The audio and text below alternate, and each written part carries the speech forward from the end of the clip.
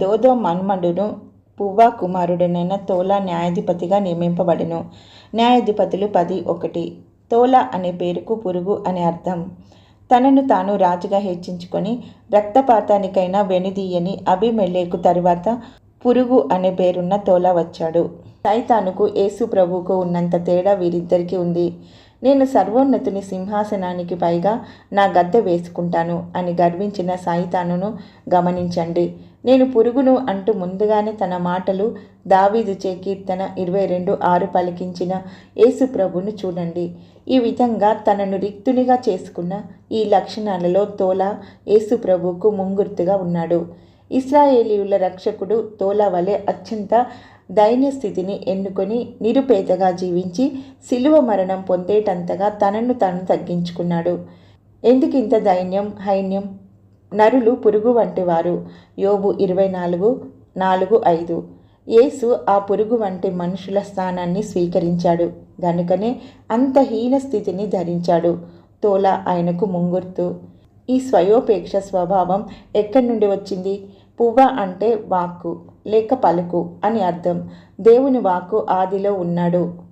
ఆయన దేవుని వద్ద ఉన్నాడు. ఆ వాక్కు దేవుడే. దేవుని పలుకే శరీరధారి అయ్యాడు. అది మానవాళికి తారక మంత్రమైన శ్రమైక సేవకు విమోచకుణ్ణి చూసే భాగ్యం కలిగించింది. కాబట్టి వాక్కు మూలంగా ఈ పురుగు వంటి పరిస్థితి ఆ ప్రభువు ధరించుకున్నాడు. తోలా తాతగారు దోదో. ఈ పేరుకు ప్రేమను చురగొన్నవాడు లేక ప్రేమకు పాత్రుడు అని అర్థం. అవును, మన ప్రభువు మనల్ని ప్రేమించి మన ప్రేమకు ఆరాధనకు పాత్రుడయ్యాడు. దైవ ప్రేమ వాక్కుగా రూపుదిద్దుకొని మానవాళి విమోచనకై అవమానాలు, మరణం సహించే దీన గొర్రెపిల్లగా అవతరించింది. మొదటి ఆదాము తన గమ్యాన్ని తానే నిర్దేశించుకోవాలని, తన భవితకు తానే పాలకుడు కావాలని దైవాజ్ఞను ఉల్లంఘించాడు. ఈ ధోరణి అబీమెలెకుది. పురుగు వంటి తోలా రెండవ ఆదామైన యేసు ప్రభు పోలిక.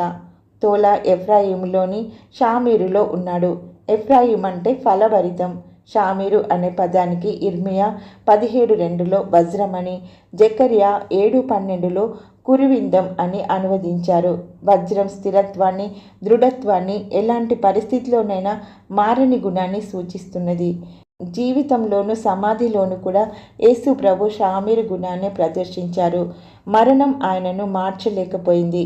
వజ్రం వలె ఆయన నిన్న నేడు ఎల్లప్పుడూ ఏకరీతిగా ఉన్నాడు. తోలా షామీరులో నివసించి సమాధి కావడం దీన్ని సూచిస్తుంది.